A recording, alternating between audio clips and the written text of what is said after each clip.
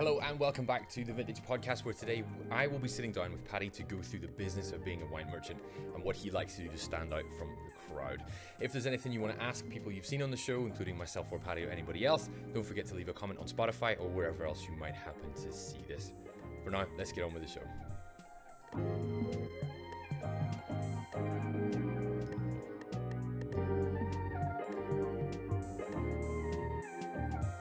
So, welcome back again. What have you thought about how things have gone so far? Because I know you were in the first few, and then everybody else, and then now we're back again with you. So, as far as the episodes have been, what do you think so far? Yeah, liking them. I just want my face back out there again. This face was designed for camera, you see. How did you feel about, listening to yourself in that context? I know you've done social media videos before, but nothing as long as that, maybe? Yeah, definitely. No, I don't like listening to myself. I think most of the country would say the same, but no, I quite enjoyed it. I thought it was... Obviously, I was a bit nervous the first time. Yeah. Hopefully, I'm not as nervous this time. But used to social media, short videos, as you say. I have done hundreds of them over the years, and I always get compliments in store and stuff, but nobody's ever going to say anything bad to your face, I suppose. I was quite happy with it, and any feedback that I've got so far, everyone has enjoyed it, so they have. So long may that last. Yeah. So that's something I wanted to encourage people to do as well. Obviously, among the team, we can come up with so much stuff that we can keep putting out, but if there are things you want to know and you want to ask people, that's definitely the kind of thing we're looking for. So as time goes on, ask questions for specific people. I know that Vincent's already left comments on previous episodes. Oh, has he? Vincent, who recently left us. But please do that, because then it means that we can then cater what we're doing to people who are actually looking for stuff. So 100%, because what we find is interesting, other people may not find interesting, and what we think is, I suppose you would say, common-ish knowledge, because we're in the trade. Other people don't know it. So, it is good to hear from people who are not within the trade but have some sort of interest and want to know more. So, and if we know the information, we will answer the questions. And it's good. So that actually brings you around to today quite well, because whenever you mentioned being in the trade, that's the kind of thing I wanted to sit down and sort of go through with you, because we've done something that's very knowledge-based on what's within the trade, and we've done your story to an extent as well. Yes. So what I wanted to do was look at your approach to the industry itself and see. So I know you talked before, and we've done some social media work before on not specifically the trade, but where you like to sit within it, and what the top. And your attitude and approach to the trade itself. And that's something I thought would be quite cool to talk just at a bit more length, because it gives people a bit of insight into how we, I suppose, do things, and what sets the vintage apart from maybe other places and things. Yeah, of course. So to get into that, what is so from my point of view, the wine merchant title was really interesting, because in my head it was only ever something I had seen attached to the vintage wine merchants. Yes. But now you filling in car insurance and stuff like that, you can put in wine merchant specifically. It's a much more solid title for things than I thought before, which is quite fun. Yeah. What is that to you, the idea of a wine merchant? Is there a way you see or think of that? Well, I would say, first of all, whenever a lot of people see the vintage wine merchants, they think we just sell wine. We sell everything, as you're starting to gather, I'm sure, from these podcasts. But back whenever the vintage was first established in 1975, wine probably was not such a big thing, and those people who drank wine were probably either one of two things. They were either very, very rich, and there was a bit of a snobbery there, or they were as classified sometimes as being winos, because they're cheap and nasty, and those are the guys. But nowadays, wine, I suppose, like anything, like trends and so on, as we have had gin trends, we've had coffee trends, we've had the gym trend, Hydrox, everything, all this stuff is all trending all the time. Of course, wine is probably going to stay in trend longer. But definitely, I've noticed over the number of years I've worked here, I've been here 20 years, and I could have counted in my two hands the brands that we sold.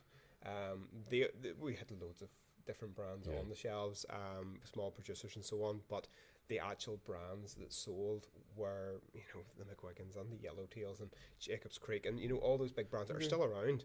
And I remember filling the shelves whenever I was a 16, 17-year-old, and there was no point in going and getting the bottle off. You were bringing cases, cases and cases down every single shift, and that's all you were basically employed to do, to restock 10 different items.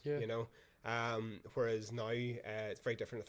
I think a lot of that's down to education, and I think a lot of people are a little bit more versed through so many different things. One being tasting events like we do here in this room, letting the producers, letting the makers actually meet the people, give them the education. Obviously what we're doing right now, it's light-hearted sort of education. This is what the industry lacked for so many years, but what we were doing all along. And now a lot of people see us and other people like ourselves doing this. They see how successful it is, and all of a sudden, wine tastings and gin tastings and so on are popping up, not even just in shops like ourselves, but restaurants are doing them. They're doing them as tasting menus is a big thing now, for the last number of years, and that's a good way of getting people to taste things as well. Provided most of the places that do tasting menus put a bit of thought and effort into it and match very well.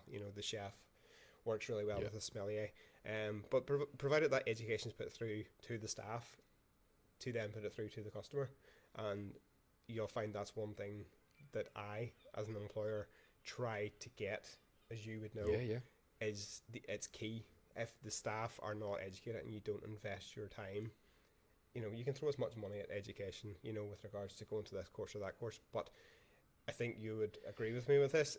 What you learn on the job, and it's in smaller quantities. It's in those moments you take a minute to decide to go. Like I remember, especially very very close to the beginning, stopping and looking at, like, if you pick just a strip of shelves and go through that, and then just let it sink in for a while, and then you do another one, a 2 days or a week later. That you do notice, investing that time, but also allowing the time for it to settle in too, and to see it in action too. So like, even whenever you first joined the vintage, the first thing that we reached you was the wine folly, and the wine folly is fantastic for anyone who is interested. It breaks everything down into the grapes, it breaks everything down into countries and so on, and it brings it down to the most simplest form possible. And I actually like reaching that to a member of staff who is keen and eager to learn, because they can break that down. It's broke down for you, and you can just say, right, okay, I'm going to learn about Chardonnay today. The next day it's going to be Viognier, and so on. So I think, to answer the question, if I can remember what the question kind of was now, but bringing it back, that it's now that education is there, we're now starting to realize that everybody's interested in wine in their different ways. Creating, this part of it is creating an accessibility and taking away some of the intimidation, maybe. 100%. But then within that, so what I wanted to know, something I've actually been interested to ask you for a long time is, do you have like a guiding mentality towards your approach to work, or is there a core idea or belief to what you do for people, or what you do through your business? Well, one of the mottos that I've always stuck to is, and I always thought about this throughout the years of working here and then moving into owning the shop, was I like to cater for everybody. And I think a lot of wine merchants, if you put the wine merchant as a title to your thing, you are focusing on are the customers who really want great wines. And they forget about the run-of-the-mill wines, because they're found in supermarkets and they're found in corner shops and so on. Whereas one of the mottos I had was, I want to be able to cater for everyone. So if you want to come into this shop and buy a bottle of wine at £5, it's here. If you want a bottle of wine at £55, it's here, and so on. and there's a nice range of every single price category. A lot more of the lower end, because that's the stuff we drink on a daily basis, everyone. And there is sweet spots in certain countries and certain grapes and so on, with regards to, if you're buying a Chardonnay and you buy a Chardonnay at £5, that's fine. It does what it needs to do on a Tuesday evening. But the reason I want to have the £5 wines and the £10 wines and the 15 so on the whole way up is because if you're coming in and it's a day like you've just had a rough day at work and you just want something cold, chilled, a wee bit of sun out, you can get out into the back garden, anything will do. Nearly anything will do for a lot of people, and that's perfectly fine. So don't spend a lot of money unless you're going to sit and enjoy the wine and sort of think about the wine. It's a waste of money spending too much.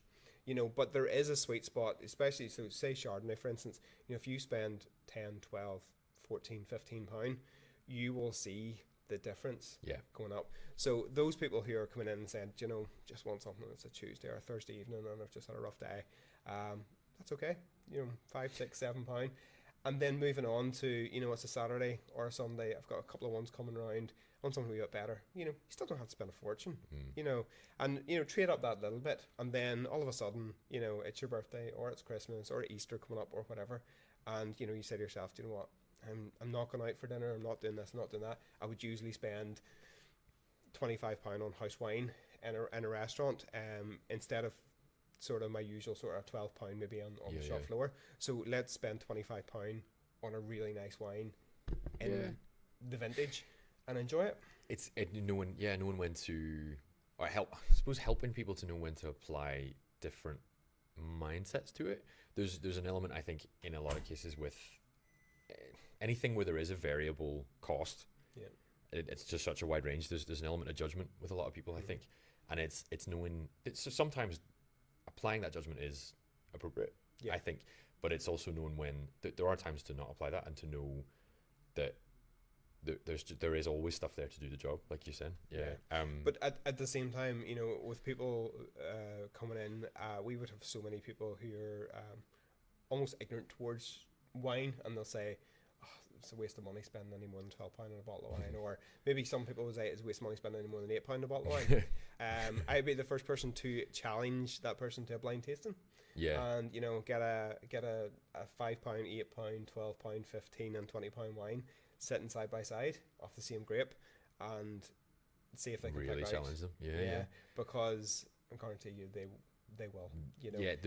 I used to know a guy, and it's a little bit unrelated. I used to know a guy when I was at university who could do the same thing with bottled water, which was I found fascinating. I never got to see him do it, unfortunately, but because everybody always wonders a lot with bottled water. There's so many different brands, but whenever I was a student, the big one was Smart Water.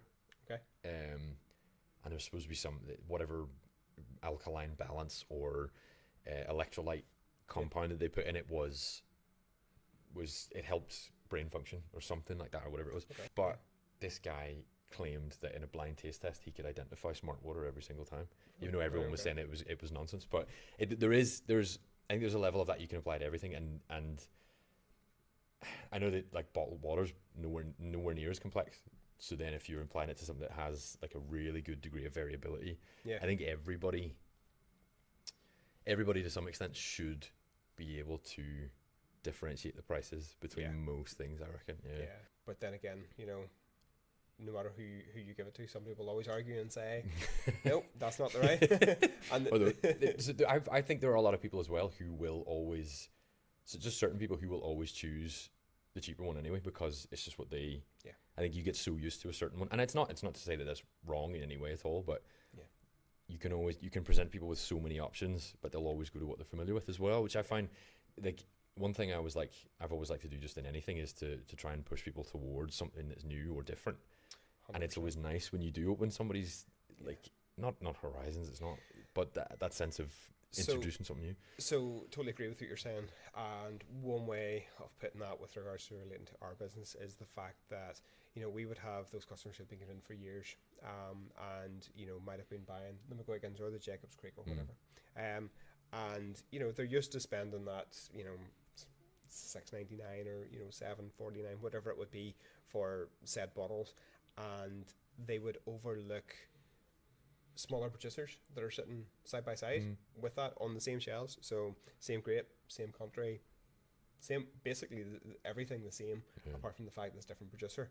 And they look at it and they see the price and then they say, no, I'll stick to what I'm used to, and that's fine. But we have built up a rapport with those guys over the years, and they will come in and they'll say, what's different? I like this wine, but what's next? And you don't always have to be jumping up in price to go to the next wine. You can go left or right. You can go left or right. Yeah. And we have got some great brands that you will see in some other shops, but not plastered on every shelf around the country. And those brands, they wouldn't be here unless I personally thought they were worth that. But at the same time, you can buy another Shiraz from a different producer for the same money, but the quality would be so much better. Yeah. And the reason for that is because I suppose the brands can charge, that price because that's what they've been used to. They are pumping loads of money into marketing, into advertising, subsidizing sort of different things with regards to larger deals to get larger volumes and so on in through shelves. So they're using their marketing budget for that. Where some of the smaller producers are just saying, look, this is our wine. We don't have a hell of a lot of it. This is the straight price of it. This is what it'll be on your shelf. Genuine with it. Yeah. Bit like Moet champagne. Okay.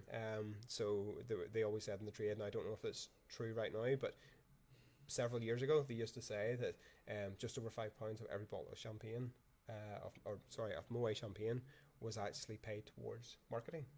So billboards, Formula One, any horse racing, so on, entertaining customers, bringing them to champagne and so on.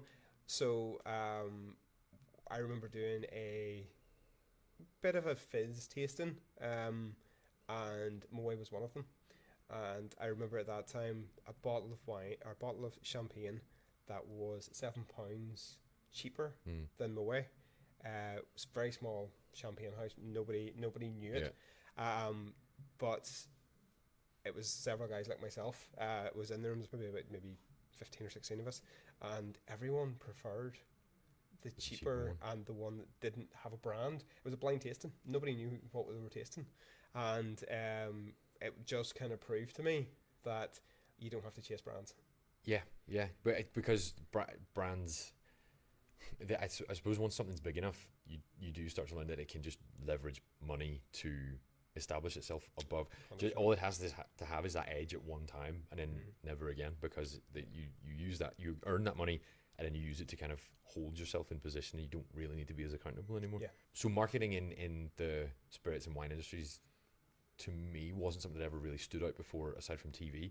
But it's funny because now that I've been working here, when I was traveling over the past couple of weekends through airports, it's so much more noticeable now, and you do realize which ones lean into it more. I find it really fascinating because before I would have just spotted, you knew where the whiskey and stuff was, or sometimes where the wine was, especially when you're traveling. But to now see the posters and how they try and catch your attention, actually, and which ones do and which ones don't.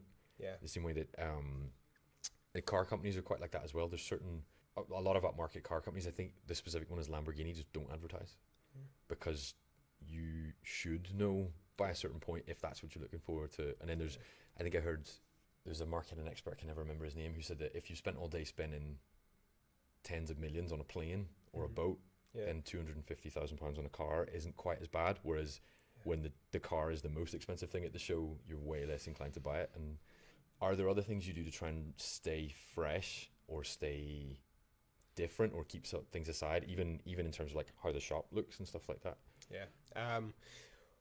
Well, as you know yourself, it's never ending with new products coming in all the time, but all of those products need to be tried and tested.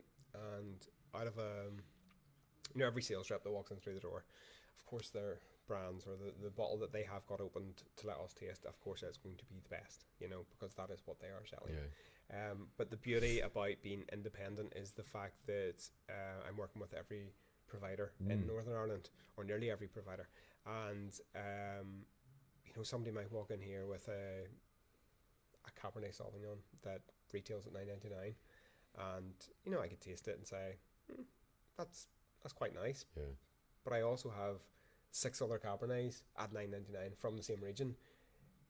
Is this as good? Is this better? Yeah. And if you say to yourself, this is better, obviously you're going to stock it. But what one are you going to drop? Which one is the weakest link? So you're always constantly, that's why we're doing so many tastings, is because of the simple fact that you're always trying to find the best value for money for the customer. Yeah. So every single week we're doing all these, we're going to different trade shows whenever they're available and so on, to find what is on trend, what is happening.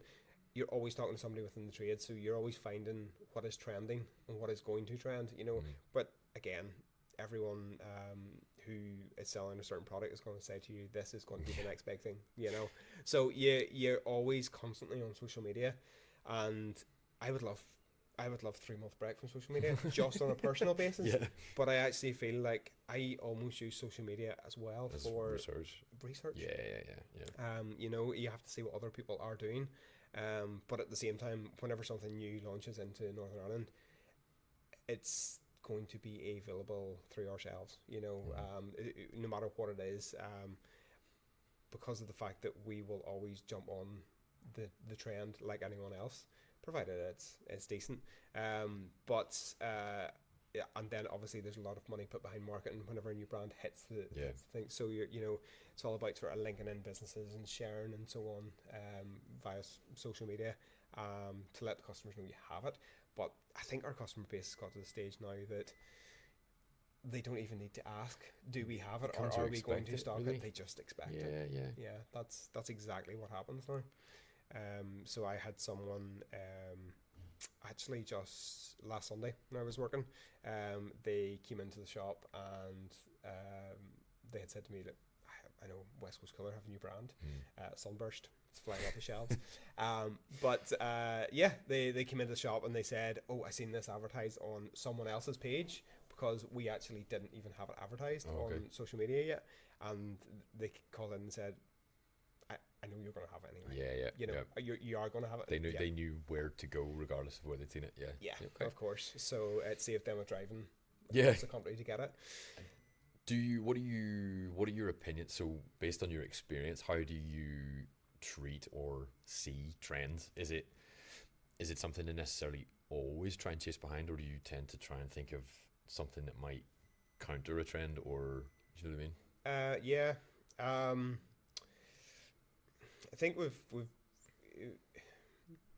I think especially now, the world we're living in now, I think we are all sheep and we will go on that trend.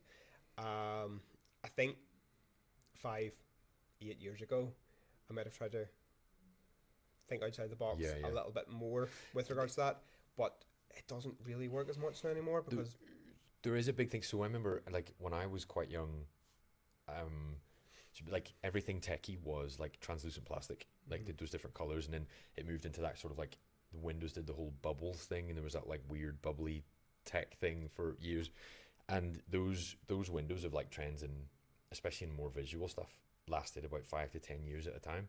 But as I think Instagram's probably the biggest cause, but the closer we've gotten to today, the shorter trends have become, to the point where like it's almost a month at a time that a major trend will come and go. And I suppose, rather than trying to come up with your own solution to a trend every month, it's better just to work with them, because you just treat it as they are, really. So way back in the day, they used to always say that it was like basically like a rule of 6. So the first 6 days, the first 6 weeks, the first 6 months, and that's how a lot of the companies would have judged how they were getting on. Now, as you say, the trends are so much quicker, thicker, and faster. I don't think that applies anymore. I think it's more like 3s. It's the first 3 days, first 3 weeks, and by 3 months, if you're lucky, it's off somebody's shelf and something new's on there. So yeah, that's kind of how I see things have developed over the time. And I think a lot of it is probably down to the fact that, and it's the same with tech and it's the same with anything else.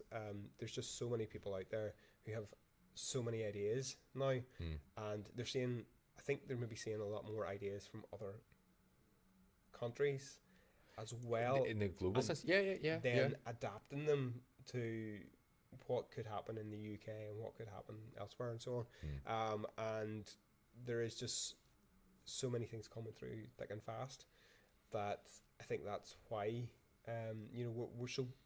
we've never been as well connected, I suppose you could say. And also, I would hear, I have a family member who lives in Australia, and every so often I would hear something said about, oh, we've got this. Have you got this in the UK? Or we've got this sort of style of drink. It doesn't have to be a specific brand, but they can just say, oh, that's going really well here. It'll probably hit the UK in weeks or months or whatever. And the same thing happens in the States as well. They something blows up in the States as this really big brand, and then all of a sudden it makes its way across the pond, and it hits London, and then several weeks later it gets out of London, and then a month later it's hit Northern Ireland. So, and it's the same, I think it's the same concept in every country. It'll start in the big city and then it'll filter out, so it starts in the big country and then filters out. So that's what I think trends. So it's nowadays just worth going with them more than anything else, because it's the easiest way to keep the momentum off them, really. It is, yeah. But so we talked a little bit about the team side of things in terms of how education is a large part on how it's delivered in different ways. If when it comes to I'm curating, I suppose is maybe the right word, the team itself that you are extending out through as a business, is there any kind of approach you like to take from that side of things? Maybe not. Maybe it's just knowing the right vibe with the right people, I suppose, at certain times. Or it would be right vibe, but you really have to just read your staff, read your customers, and so on. And then whenever it comes to me making sure the staff know their bits and pieces, I suppose because I work with everyone individually and I know how they learn, and I've seen what floats their boat effectively. You probably use different aspects, but whenever it comes to a customer, I actually don't like prejudging customers, because you don't know who the person is that walks in through the door. I remember hearing a story many years ago from someone who pulled up in a van, went into Mercedes, and was inquiring about upgrading to their car or buying. So I didn't say upgrading, buying a certain car, and they were almost prejudged. And little did they know, the person in question already drove a Mercedes and could well afford a Mercedes. So many a time we would have someone walking in through the door, and I think it's natural that you could almost you push people towards something. Just thinking, you put them in a box and so on, and then all of a sudden they come in and they ask for a Saint-Emilion or a Pauillac or something, and you think to yourself, oh, that's I wasn't expecting that. So I think that's just human nature, I suppose. Also, on the other end, there's been people who have come in here, and before the end of the conversation, they have then said, oh, I worked in the wine industry somewhere in the world for so long, and then all of a sudden you change how you how you talk to them and so on, and then you realize, oh, this person might be more educated than me. Which I suppose from an on the floor point of view, when it comes to those sorts of things, I like to kind of lead. So see if the person who doesn't really know what they need has an idea of what they like or what the person they're buying for likes, and then you immediately do you have an amount you're planning to spend, and then you can lead them a little bit that way too, just guiding them themselves to what they're looking for. Yeah. The thing I love about that is, if you come into me and you said to me today, I want a bottle of Sauvignon Blanc from Marlborough because this person drinks Marlborough Sauvignon Blanc, I would then say, this is the opportunity to buy something different. Yeah. Go for a South African, go for, French, go for something they wouldn't typically buy. And because obviously I have tasted it, you've tasted some things and bits and pieces, and you know what a Marlborough Sauvignon Blanc drinker likes, but you also know what they're going to develop onto. Yeah. You know the stepping stones.